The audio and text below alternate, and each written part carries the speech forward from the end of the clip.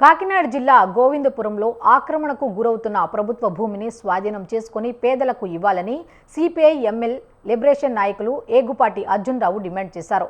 గోవిందపురం శివారున ఓ రైతు రహదారి పక్కన ఉన్న స్థలాన్ని ఆక్రమించుకుంటున్నారని బహుజన సమాజ్ పార్టీ నియోజకవర్గ ఇన్ఛార్జ్ జుత్తుక నాగేశ్వరరావు ఆరోపించారు. సర్వే నంబర్ 72లో ప్రభుత్వ భూమిని ఆక్రమించి ఫెన్సింగ్ వేస్తున్నారన్నారు.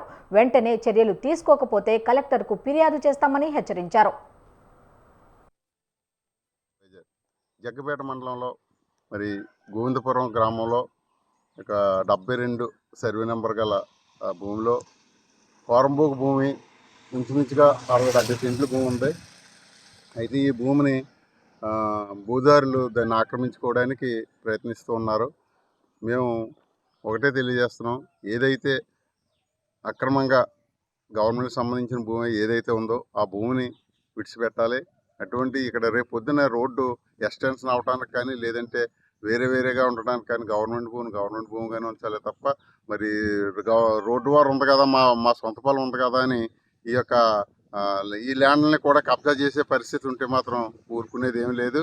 కాబట్టి ఏ భూమి అయితే ఉందో ఆ భూమిని వెంటనే మేము ఎంఆర్ఓ గారితో చెప్పి సర్వే చేయించి ఈరోజు ఇక్కడ జరుగుతున్నది ఏంటంటే, ఎవరైతే డబ్బు ఉన్న వాళ్ళు ఉన్నారో, ఎవరైతే బయట నుంచి వచ్చినటువంటి ఈ వలస విశ్వాలు ఎవరైతే ఉన్నారో ఇక్కడికి వచ్చి భూములు కొనడం, ఆ పక్కన ఉన్నటువంటి ప్రభుత్వం భూమిని ఆక్రమించేసుకుని ప్రజల కింద చేయడం.